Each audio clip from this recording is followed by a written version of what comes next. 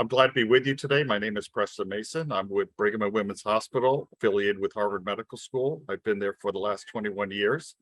And in the area of vascular biology and cardiovascular disease, have investigated this area in my laboratory for the past 30 plus years.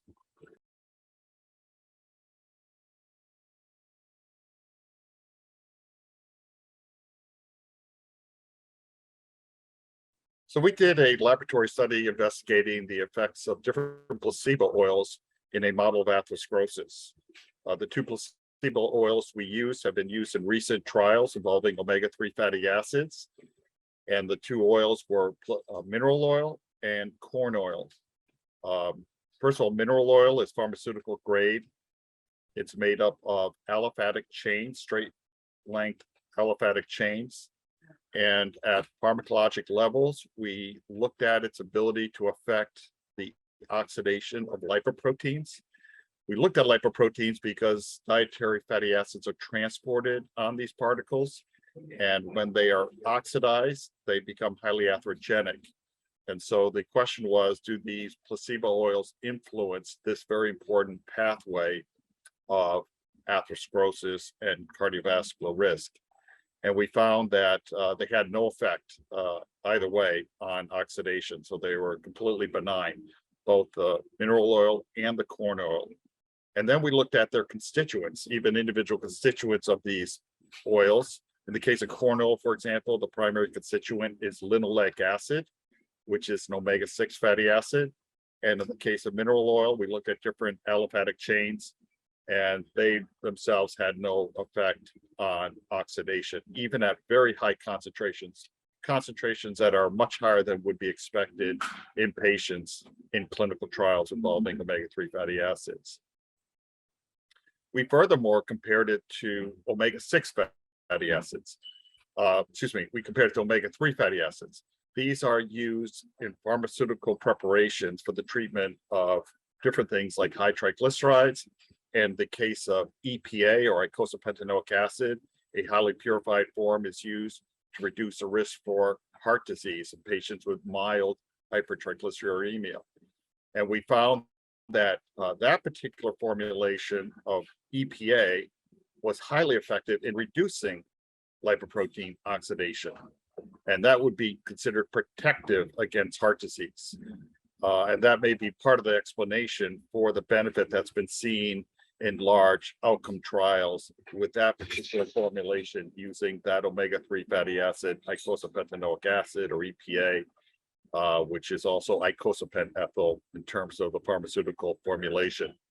By contrast, another omega-3 fatty acid called DHA, or docosahexaenoic acid, failed to produce any substantial antioxidant benefit, which may be part of the explanation why formulations involving DHA have failed to show any benefit in large, well-done clinical outcome trials.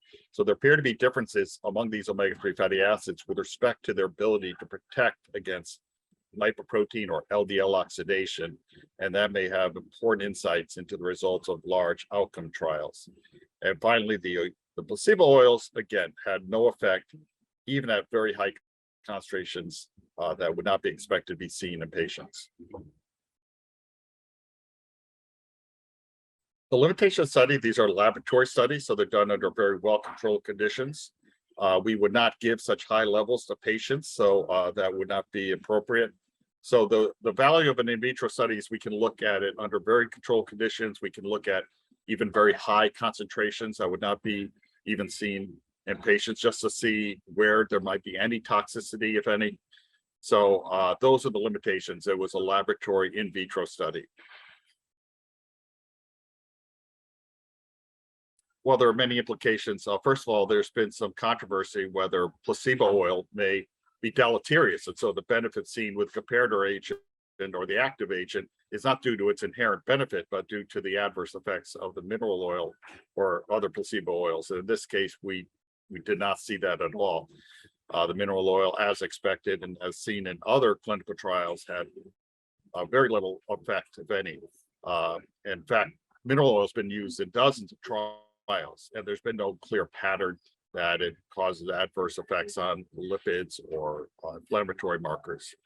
So that was reassuring. And then the other important take-home message is that EPA in particular, and omega-3 fatty acid as an omega-3 fatty acid, was very, very effective in reducing LDL oxidation, which could be part of the explanation for its pronounced clinical benefit in patients, even in patients who are already being well treated with other agents like statins. Well, I think I will just tell you that many physicians talked to me at the American Heart Association, were very interested in this work. We're relieved to know that these placebo oils indeed do not have any biologically active effects. And so we can have confidence in these outcome trials that show or use these particular placebo oils, since they don't seem to be biologically active or influence the risk for heart disease.